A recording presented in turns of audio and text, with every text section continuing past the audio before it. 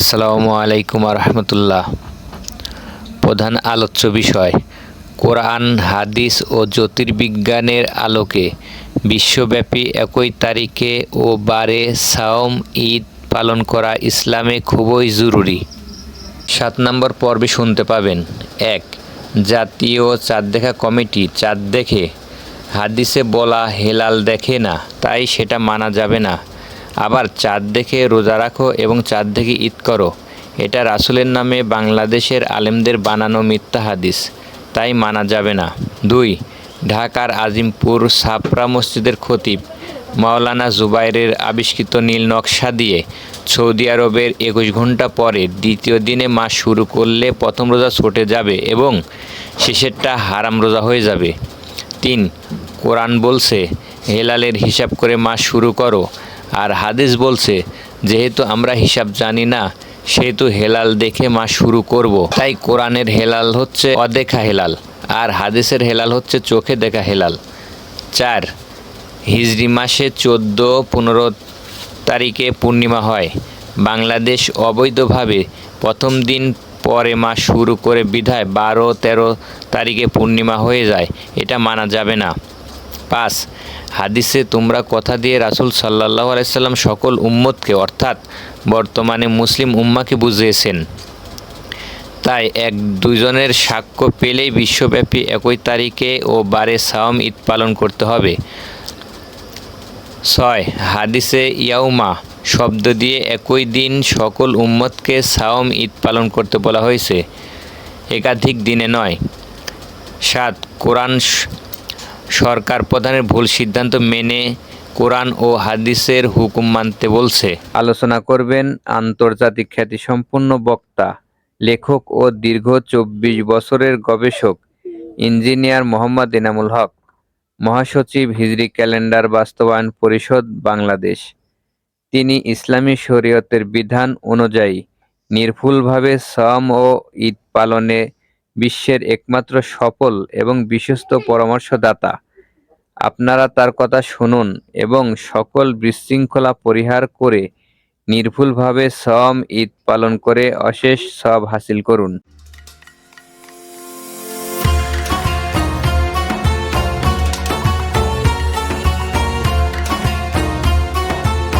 نحمد ونصلي على رسول الكريم أما بعد أعوذ بالله من الشيطان الرجيم بسم الله الرحمن الرحيم হাজারানে মজলিস আসসালামু আলাইকুম ওয়া রাহমাতুল্লাহি ওয়া বারাকাতুহু। প্রিয় শ্রোতা ভাই ও বোন, সবার উদ্দেশ্যে আমি সালাম জানালাম। আমার এই অনুষ্ঠান 15 তারিখ থেকে শুরু হয়েছে এবং 27 তারিখ পর্যন্ত চলবে ইনশাআল্লাহ। গতকাল আমি বাংলাদেশে চাঁদ দেখে রোজা রাখো, চাঁদ দেখে ঈদ করো, এটার উপরে সবিস্তারে বক্তব্য রেখেছি এবং এটা যে একটা ধোঁকা সেটা সম্বন্ধেও বলেছি। তবে গতকাল আমি আজিমপুর ছাপড়া মসজিদের খতিবের তৈরি করা নীল নকশাটা আপনাদেরকে দেখিয়েছিলাম, কিন্তু কাছাকাছি দেখানোর কারণে আপনারা দেখতে পান নাই। আশা করি আজকে সঠিকভাবে দেখতে পাবেন। এই হলো নীল নকশা, এটার উপরে লেখা আছে চাঁদ দেখে রোজা রাখো, চাঁদ দেখে ঈদ করো, এবং তার উপরে বলা আছে আমরা চাঁদ দেখে রোজা রাখবো না সৌদির সাক্ষ্য নিয়ে রোজা রাখবো। দেখেন এই চাঁদ দেখে এই হলো অবস্থা। তো আমি গতদিন বক্তব্য শেষে কিছু কথা বলা আমার বাকি রয়ে গেছে, সেটা ভুলে গেছিলাম বয়সের কারণে, আর আমার গলা একটু চেষ্টা হয়, তাই মাঝে মাঝে আমার একটু সমস্যা কাশতে হয়। আমাকে মাফ করবেন যদি কোনো রকমের বক্তব্যের মধ্যে অসুবিধা হয়, সেটার জন্যে, এটা ইচ্ছাকৃত নয়। তো এই নকশাটা আমি বলি রোজা ঈদ বিনষ্টকারী নীল নকশা। এই নীল নকশাটা সম্পূর্ণভাবে হাদিস বিরোধী কাজ এবং বিজ্ঞান বিরোধী কাজ। হাদিস বিরোধী হবার কারণ কারণ হলো এর মাধ্যমে তিনটা হাদিসে বলা সাক্ষ্য গ্রহণের হুকুমকে অমান্য করা হয়েছে এই নকশার মাধ্যমে। আর বিজ্ঞান বিরোধী হবার কারণ হলো হেলাল প্রথম দেখার সাথে সাথে সারা বিশ্বে চাঁদের মাস শুরু হয়ে যায়। এই শুরু বারবার করা যায় না।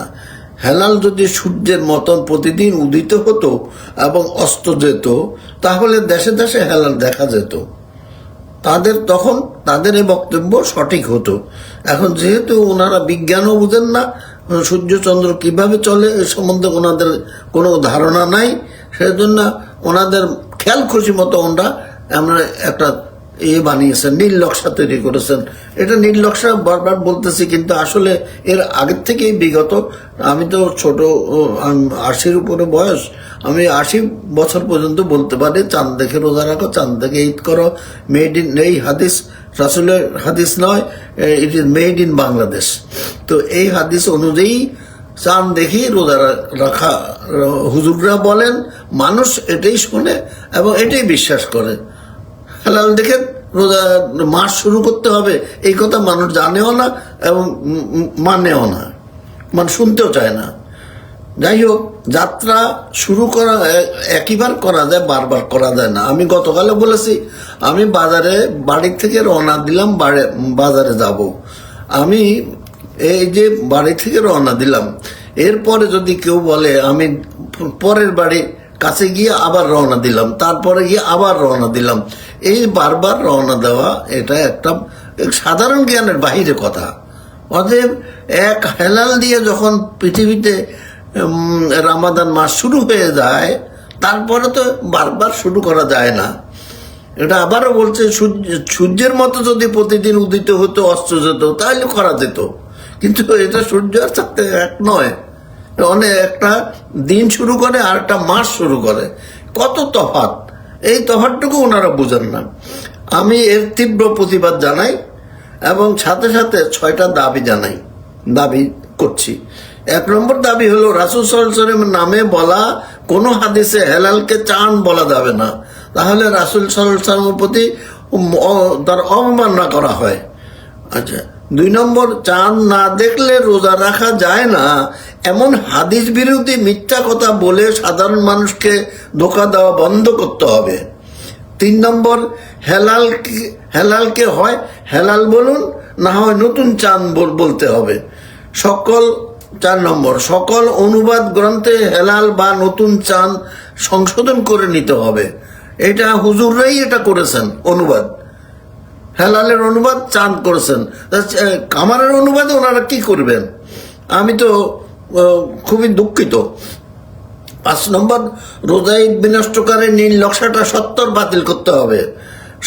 6 নম্বর, সরকার কর্তৃক ঘোষিত অসত্য জাতীয় চাঁদ দেখা কমিটি, দেখেন জাতীয়ভাবেও চাঁদ দেখে এবং চাঁদ দেখা কমিটি করছে। তো এখন মানুষ কোনটা বিশ্বাস করবে? হেলাল বিশ্বাস করে না, হাদিসে আছে, কোরআনে আছে, কিন্তু আমাদের জাতীয়ভাবেই কোরআন হাদিসের হেলাল মানে না বাংলাদেশ। তো এনাদেরকে কি দিয়ে ধিক্কার জানাবো? তো জাতীয় চাঁদ দেখা কমিটি অবশ্যই সরকার ঘোষিত এই কমিটি বাতিল করতে হবে, এটার দরকার নেই। কারণ আমরা সৌদি ঘোষণা অনুযায়ী ঘোষণা পাইলে সেদিন থেকে আমরা রোজা ঈদ শুরু করতে পারি, এবং অথবা উম্মুল কোরা হিজরি ক্যালেন্ডার, এটা ইসলামিক ফাউন্ডেশনেরও কাছে আছে, ওরা জানে আগামী 1 তারিখ থেকে রোজা শুরু ওই ক্যালেন্ডার অনুযায়ী, সেজন্য ওনারা 2 তারিখ থেকে রোজা শুরু দেখিয়েছেন। এই যে কি বলবো, এই যে ধোঁকাবাজি, এই কাজটাও বন্ধ করতে হবে। তাহলে বাংলাদেশের জনগণ সঠিকভাবে বিশ্বের সাথে একই তারিখে ও একই বারে রোজা ঈদ পালন করতে পারবে ইনশাআল্লাহ। আমি এবার আজকের বিষয়ে আসি, সেটা হলো বর্তমানে নতুন চাঁদ বা হেলাল দেখব নাকি হিসাব করব, এই একটা প্রশ্ন আসতে পারে। সেটা হলো, তার জবাব হলো পবিত্র কোরআন নতুন চাঁদের বা হেলালের হিসাব করতে বলে, দেখতে বলে না। কিন্তু হাদিস নতুন চাঁদ বা হেলাল দেখতে বলে, হিসাব করতে বলে না। এই পার্থক্যের কারণ কি হতে পারে সেটা কোনো দেশের অথবা বিদেশের, আমি তো আমেরিকায় আছি, দেশের অথবা বিদেশের কোনো জ্ঞানী বিজ্ঞ আলেম বা এই জিনিসটা, এই পার্থক্যটা জানেন কিনা আমার যথেষ্ট সন্দেহ আছে। কারণ আমি বিগত 7-8 বছর ধরে এখানে আছি। আমি Islamic society of north America এবং ফেকা কাউন্সিল অফ নর্থ আমেরিকার প্রাক্তন চেয়ারম্যান ডক্টর মুজাম্মিল সিদ্দিকী, উনি পাকিস্তানের লোক, আমেরিকায় বসবাস করেন। ওনাকে আমি প্রশ্ন করছিলাম, কোরআনের হেলাল আর হাদিসের হেলাল বানান তো এক, অর্থ কি এক না দুই? তো উনি আমাকে বলেছেন যে অর্থ এক, it is same, the meaning is same.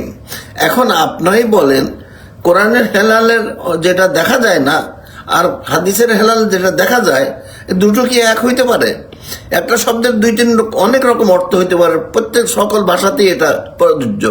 অতএব হেলালের, কোরআনের হেলাল অদেখা হেলাল, ইনভিজিবল হেলাল, এবং হাদিসের হেলাল ভিজিবল হেলাল, দেখা। এর পার্থক্যটা কি সেটা আমি এর আগেও আপনাদেরকে মোটামুটি ভাবে বলেছি। এর সাথে আরো আমি বলতে চাই যে ডক্টর আইয়ুব পাতিল উনি একজন হাফেজ এবং উনি ভারতের মানে একজন বিজ্ঞানী। উনি সৌদি আরবে ইউনিভার্সিটিতে শিক্ষকতা করেন। তো ওনার সাথে আমার যোগাযোগ আছে। তারপরে এখানে একজন ইন্ডিয়ান আছেন বিজ্ঞানী, ওনার সাথে আমার কথা, শিহাবউদ্দিন, ওনার সাথেও আমার কথা হয়। আর তাছাড়া আমি লন্ডনে মুন সাইটার্স গ্রুপ বলে একটা গ্রুপ ওখানে কাজ করতেছে, তাদের সাথে আমার যোগাযোগ হয়েছে। আমি কয়েক সপ্তাহ ধরে ওনাদেরকে বুঝিয়েছি যে আপনারা যে মুন সাইটার্স গ্রুপ দিয়ে হিজরি ক্যালেন্ডার বানাইতে চান, এটা তো কখনো হবে না। আপনাদের হিসাব করতে হবে। কোরআনে বলছে হিসাবের কথা, ওনারা কোরআনের কথাই শুনতে রাজি না, ওনারা কোন কথাই শুনতে রাজি না। আমি কত বুঝালাম কোরআনে আছে হিসাবের কথা, আপনারা হেলাল দেখে কিভাবে হিজরি ক্যালেন্ডার তৈরি করবেন? বলে যে আমরা পারবো। এখন তারপরে খোঁজ খবর নিয়ে দেখলাম এনারা বাংলাদেশি, কিছু ইন্ডিয়ান, কিছু পাকিস্তানি। তো এনারা আসলে এখান থেকে তো চাঁদ দেখে রোজা রাখো, চাঁদ দেখে ঈদ করো, এই সবক নিয়ে ওনারা ওখানে এই সবক ছড়াচ্ছেন। এবং আরো দুঃখের বিষয়, আমি তো বিগত 20 থেকে 24 বছর ধরে আমি অস্ট্রেলিয়া কয়েকটা মসজিদে গিয়ে ভিডিও প্রেজেন্টেশন দিয়েছি। এবং 2009 সালে নিউ ইয়র্কের জামাইকা মুসলিম সেন্টারে, সবচেয়ে বড় মুসলিম সেন্টার, ওখানে 2009 সালে আমি ভিডিও প্রেজেন্টেশন দিয়েছি। তখন আমেরিকায় রাস্তার দুই পাশে 2 মসজিদে 2 দিন ঈদ হতো, রোজা হতো। সেটা আলহামদুলিল্লাহ আজকে এই 15 বছর পরে, 15 বছর কি 10 বছর পরে আসে দেখি যে না, তারা সংশোধন হয়ে গেছে। এখন আমেরিকার 90%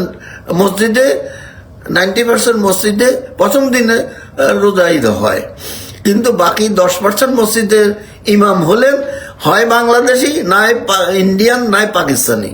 ওনারা ওই চাঁদ দেখতেই হবে। এবং কানাডা তো আমার এক বন্ধু বলছেন ওনাদের মসজিদের ইমাম বাঙালি, উনি চাঁদ না দেখলে রোজা শুরু করেন না। এখন এটাতে আমি কাউকে বদনাম করতেছি না, এটা কোরআন হাদিস বিরোধী কথা যখন শুনি তখন মনটা খারাপ হয়ে যায়, তখনই বুঝি কারা এই ভুল কাজটা করতেছে। যাই হোক, আমি দেশি, জাতীয়, আন্তর্জাতিক পর্যায়ে আমি বহু মানুষের সাথে যোগাযোগ করছি এই ব্যাপারে। এবং তারা যে এখনো এই ভুলের মধ্যে আছেন, শুধু বাংলাদেশ না, বাংলাদেশ এরাও ভুলের মধ্যে। অতএব আমি চেষ্টা করছি সবার ভুল ভাঙাতে। আমি এই ব্যাপারে রোজা ঈদ নিয়ে 3-4টা বই লিখেছি এবং একটা সর্বশেষ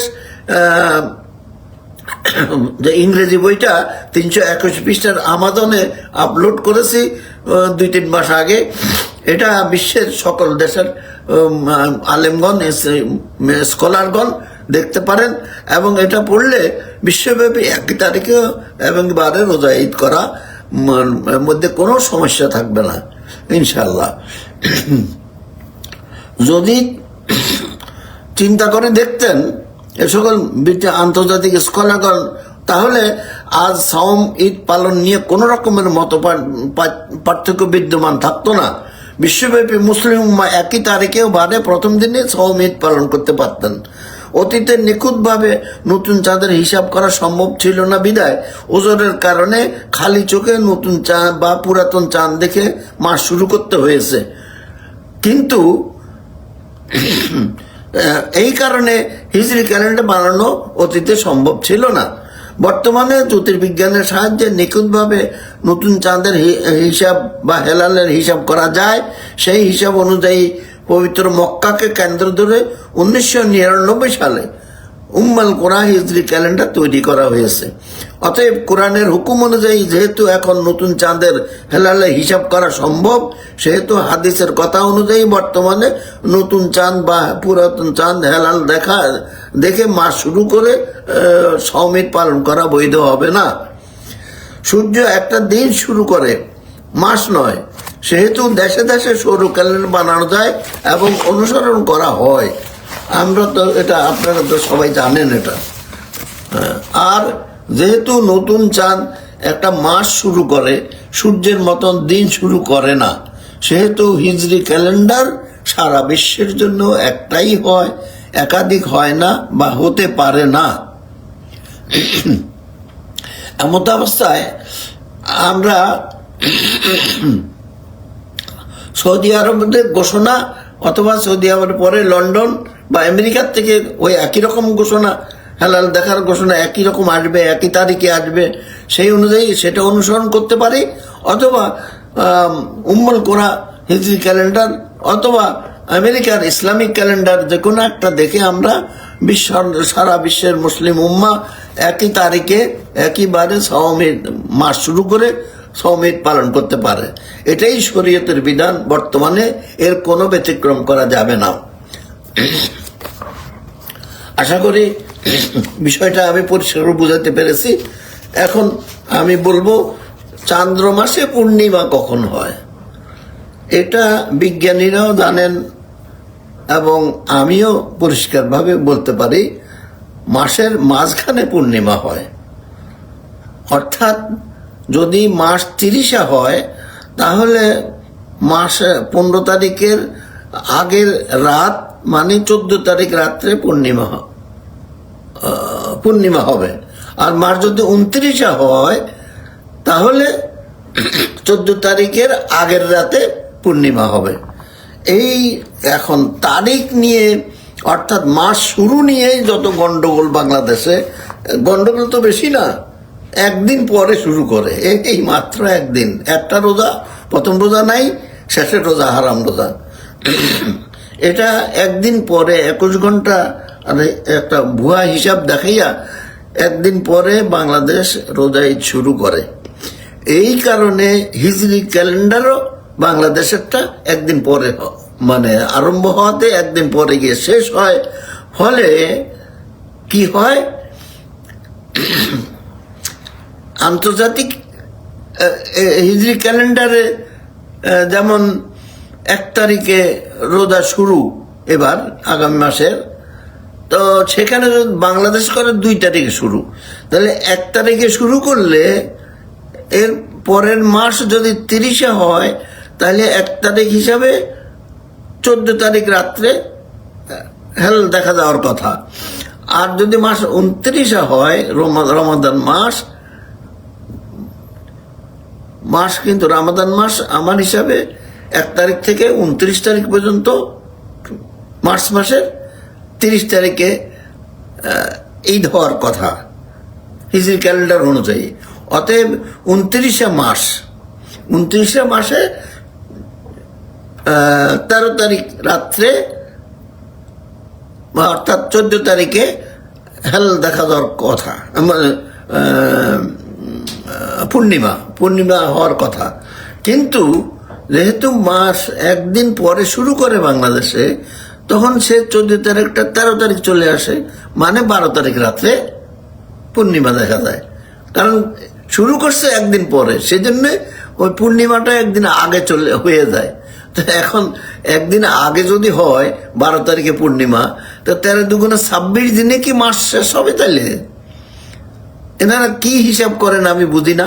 ওনারা তার 26 তারিখ দিনে মাস শেষ না করে 2-3 দিন ওনার ইসলামিক ফাউন্ডেশন এটা ওনাদের পকেট থেকে দিয়ে 2-3 দিন বাড়িয়ে মাস পূর্ণ করে। তো আর কি বলবো, এই যে এটাও একটা ধোঁকা, বা এটা আমাদের করা উচিত না। এরপরে আসে হাদিসের ভাষায় সকলেই বলতে কাদেরকে বোঝানো হয়েছে। আমি তো গত কয়েকদিনে বলছি, হাদিস রাসূল সাল্লাল্লাহু আলাইহি সাল্লাম এটা হাদিসে তোমরা কথা দিয়ে ওনার সকল উম্মতকে উনি বুঝিয়েছেন। বর্তমানে সেই উম্মতরা সারা পৃথিবীতে বাস করে, এদেরকে বলা হয় এক কথায় মুসলিম উম্মা। তাহলে হাদিসের ভাষায় মুসলিম উম্মার যে কোনো 2 জনের সাক্ষী পেলে আমরা সাওমিত করতে পারি। মুসলিম উম্মার হাদিসের এই সকলেই বলতে কি বোঝায় সেটা সহিহ ইবনে মাজা 1660 আল হাদিস এবং তিরমিজি 697 আল হাদিসে বলা হয়েছে, সওম হবে একই দিনে যেদিন তোমরা সবাই সাওম রাখো। সাওম হবে একই দিনে যেদিন তোমরা সবাই সাওম রাখো। এই সবাই কারা? বাংলাদেশের মুসলমান। হাদিস তো তা বলে না।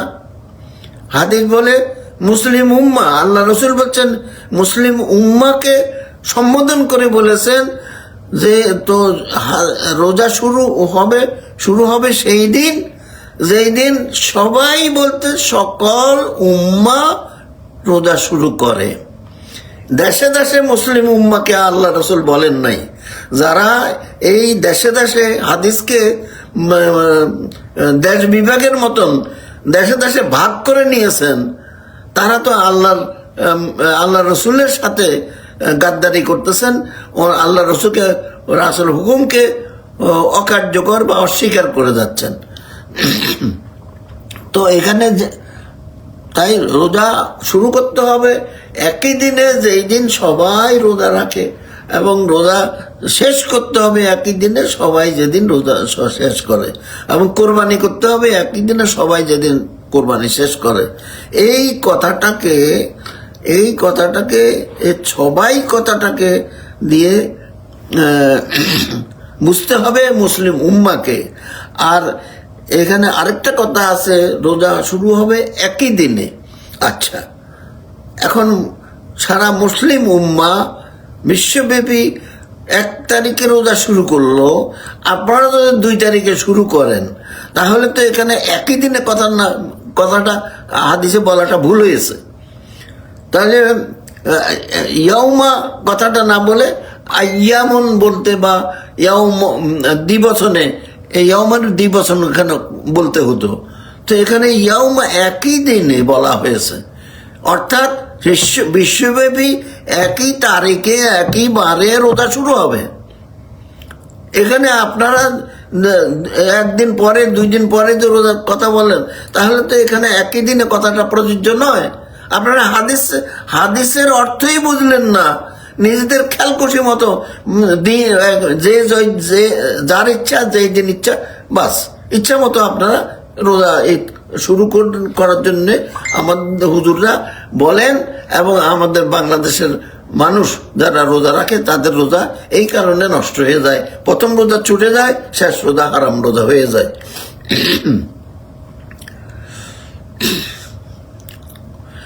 আর আরেকটা কথা আছে, সেটা আমি কুরাইবের হাদিস, সেটা আমি পরে বলবো ইনশাল্লাহ আগামীকাল।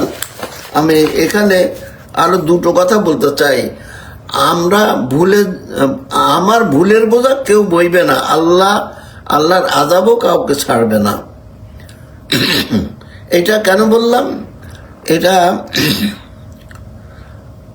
বিভিন্ন আয়াতে এই কথা আছে। সাধারণ মানুষ মনে করে যে তাদের রোজা ঈদ পালনের ক্ষেত্রে যদি কোনো ভুল হয় তবে জাতীয় চাঁদ দেখা কমিটি, ইসলামিক ফাউন্ডেশন এবং সরকারের জন্য দায়ী থাকবে। এটা একটা ভুল ও মিথ্যা অজুহাত, একদম মিথ্যা কথা, কোরআনের বিরোধী কথা। সেটা কেন? কারণ আল্লাহ সূরা আল মুদাসসিরের 38 নম্বর আয়াতে এবং বলে রেখেছেন প্রত্যেক ব্যক্তি তার নিজের কাজের জন্য দায়বদ্ধ থাকবে। এটা আল্লাহর কোরআনের কথা। সূরা বনি ইসরাইলের 15 নম্বর আয়াতে বলা হয়েছে কেউ কারো বোঝা বহন করবে না। এটাও কোরআনের কথা। সূরা বাকারায় দেখেন আরো বিস্তারিতভাবে বলা হয়েছে 48 নম্বর আয়াতে বলা হয়েছে, আর সেই দিনের ভয় করো যখন কেউ কারো সামান্য উপকারে আসবে না এবং তার পক্ষে কোনো সুপারিশও কবুল হবে না, কারণ কারো কাছ থেকে কোনো ক্ষতিপূরণ নেওয়া হবে না এবং কোনো রকম সাহায্যও পাবে না। আর কি বলবে বিস্তারিতভাবে? অতএব শেষ বিচারের দিনে কেউ কাউকে সাহায্য করতে আসবে না। তাই বলতে হচ্ছে যে, এর থেকে বোঝা যায়, বলতে হচ্ছে যে যারা এই ভুল পরামর্শ দিচ্ছেন এবং যারা অনুসরণ করতেছেন সেই ভুলটা, তাদের কেউই দোজখের আযাব থেকে রেহাই পাবেন না। এটা আল্লাহর কোরআনের হুকুম, কোরআনের কথা, আমার বানানো কোনো কথা না। তাই সকলের প্রতি অনুরোধ করছি, দয়া করে এই ভুল কাজটা আর করবেন না। এরপরের কথা আসছে, কোরআন বলছে শরীয়ত সম্মত না হলে সরকার প্রধানের হুকুমও মানা যাবে না। এটা বাংলাদেশের হুজুররা বলে থাকেন সরকার যেদিন ঘোষণা দিবে সেই দিন আমরা রোজা ঈদ পালন করব। সরকার কি কোরআন হাদিস জানে? সরকার তো মানে আলেম ওলামারা যদি সরকার প্রধান হইতো তাহলে না একটা কথা বলা যেত। কিন্তু সরকার ঘোষণা দেয় শুধু, কিন্তু এই ঘোষণা কোত্থেকে হয়? ইসলামিক ফাউন্ডেশনে যারা আছেন আমাদের হুজুররা এবং ওই চাঁদ দেখা কমিটি, চাঁদ দেখেন ওনারা, সে না দেখলেও সাক্ষী নেন সারা বাংলাদেশ থেকে। এটা একটা আশ্চর্য বিষয়। যাই হোক, তো এই এখন ওনারা বাংলাদেশের হুজুররা বলে থাকেন সরকার যেদিন ঘোষণা দিবে, সরকারের ঘোষণা তো আপনারা বানায় দেন, আপনারা ভুল যেটা তৈরি করে দেন। সরকার মনে করে এটা আলেম ওলামারা করছে, অতএব আলেম ওলামারা তো ভুল করতে পারে না, অতএব সেটা ঘোষণা দেয়। সেভাবে মানুষ মনে করে হ্যাঁ সরকার ঘোষণা দিচ্ছে, আমরা সরকার অনুযায়ী করবো, অসুবিধা কি? কিন্তু এখানে কোরআন বলছে অন্য কথা। সেটা হলো সূরা আন-নিসায় এই কথাটা বলা আছে। অনেকে বলে থাকেন যে সরকার প্রধান যেই দিন ঘোষণা দিবে সেই দিনই সকলকে রোজা ঈদ পালন করতে হবে। মুসলিম দেশের সকল সরকার প্রধানদের বেলায় এই কথা মেনে নিলাম, যদিও মেনে নেই, কিন্তু পৃথিবীর 195টা দেশ, ওর মধ্যে 57টা মুসলিম দেশকে বাদ দিলে 138টা অমুসলিম দেশ থাকে। সেই দেশের সরকার প্রধানগণ সেটা তো অমুসলিম, তারা তো রোজা ঈদের কোনো ঘোষণা দিতে বাধ্য না, দেয়ও না। তাহলে ওইসব দেশে যে এই 138টা দেশে যে সকল মুসলমান বাস করে তারা কার হুকুমে রোজা ঈদ পালন করবে? উত্তর হচ্ছে মুসলিম উম্মাত দুইজনের সাক্ষ্য নিয়েই তারা রোজা ঈদ পালন করবে। এটা সহিহ হাদিস, সহিহ সুনান নাসাই 2116 নম্বর হাদিসে বলা আছে, যদি দুইজনের সাক্ষী পাওয়া যায় মুসলিম উম্মার মধ্যে থেকে, যে কোনো দেশ থেকে দুইজনের সাক্ষী পাওয়া যায় হেলাল দেখেছে বলে, তাহলে সারা বিশ্বে একই তারিখে একইবারে রোজা ঈদ পালন করতে হবে। এই প্রসঙ্গে সূরা আন-নিসায় বলা হয়েছে, হে ঈমানদারগণ, আল্লাহর নির্দেশ মান্য করো রাসূলের এবং তোমাদের মধ্যে যারা হুকুমদাতা তাদের। দেখেন, এই হুকুমদাতা হলো আমাদের দেশের হুজুরদের হুকুমদাতা হলেন সরকার প্রধান। সরকার প্রধান যেদিন ঘোষণা দিবে আমরা সেই দিন রোজা ঈদ করব। খুব ভালো কথা। এখন এটা কোরআনেও আছে কিন্তু, যে আল্লাহর নির্দেশ মান্য করো, আর নির্দেশ মান্য করো রাসূলের, ঠিক আছে। তারপরে বলছে তোমাদের মধ্যে যারা হুকুমদাতা, ধরে নিলাম সরকার প্রধান হুকুম দিচ্ছে, এখন এই হুকুমের পরামর্শদাতা তো হইলো হুজুররা, তো ওনারা ভুল পরামর্শ দিলে সরকারকে দোষ দেয় কিভাবে? তারপরেও ধরে নিলাম সরকার যে হুকুম দিয়েছে সেটাই আমরা মানতে হবে।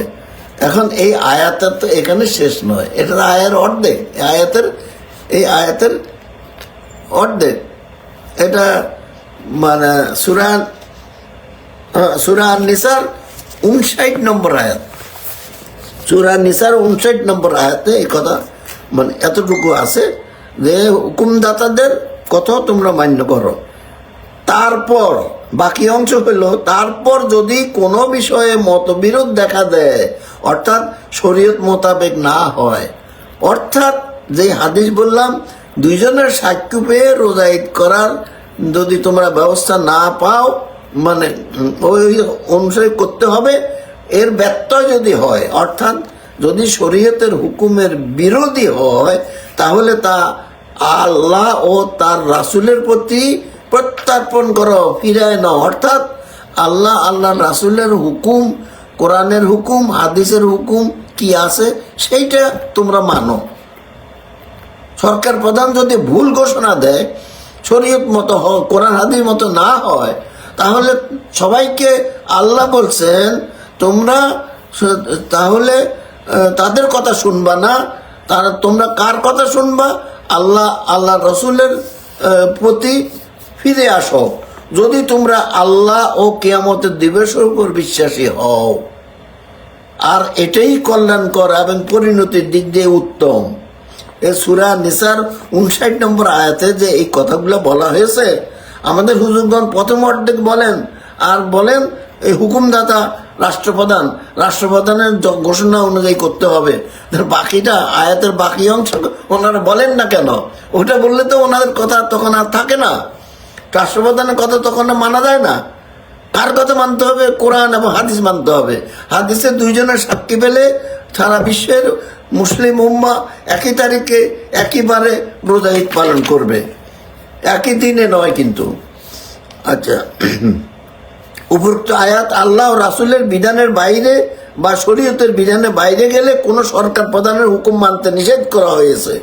এখানে শরীয়তের বিধান বলতে উপরোক্ত হাদিসে বলা দুইজন ইমানদার মুসলমানের সাক্ষ্যকে বুঝতে হবে।